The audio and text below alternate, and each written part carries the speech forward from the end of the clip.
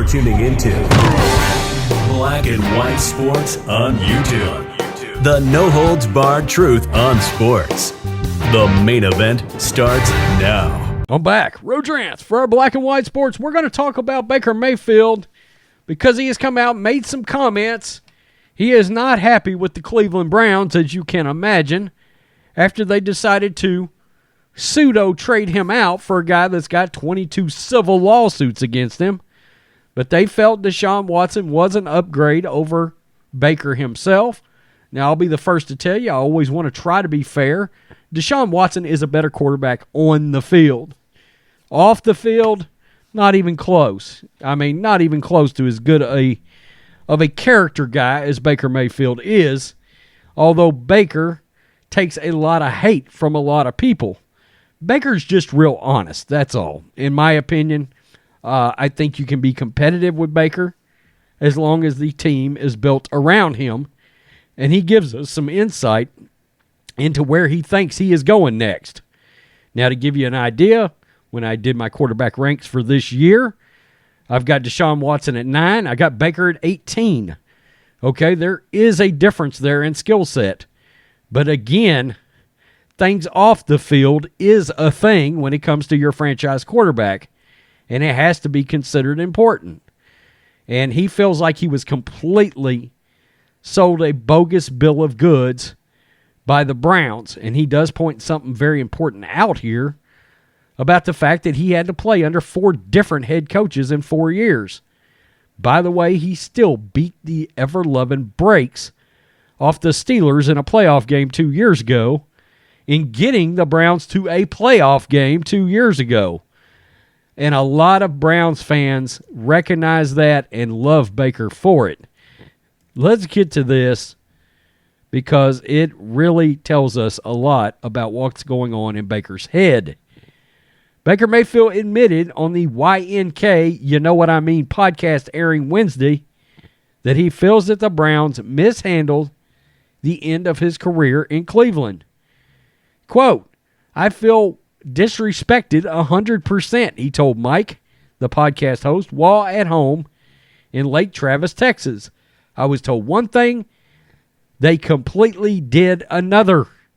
He noted that he had 4 head coaches in 4 years and a complete lack of stability during his tenure here.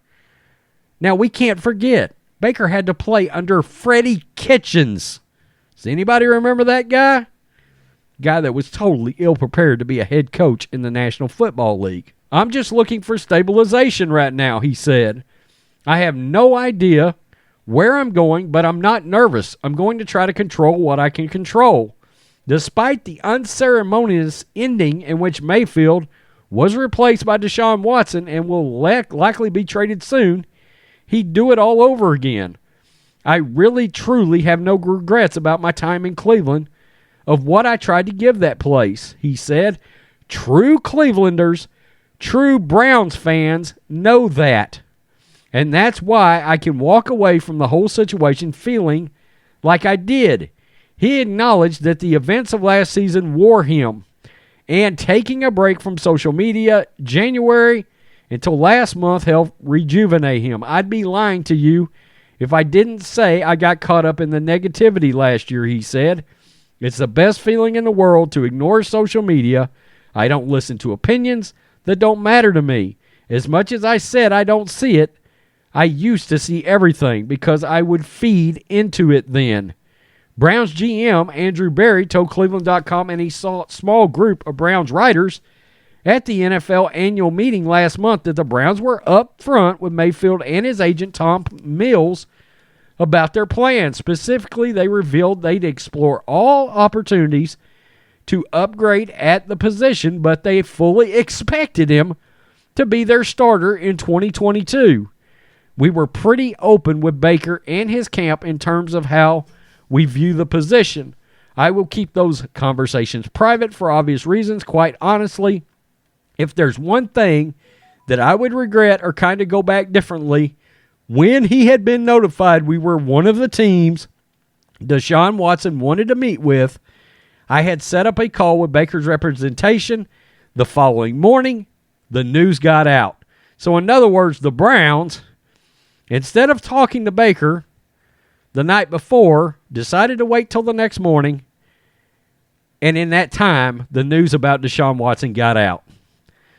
I mean, look, that's bad front office business, but okay.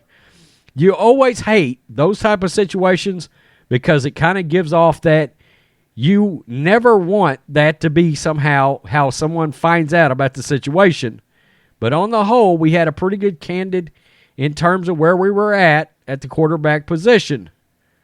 Mayfield alluded to other issues he felt were going on in the locker room during his tenure here, but specifically helping to motivate guys who didn't want to win as much as he does.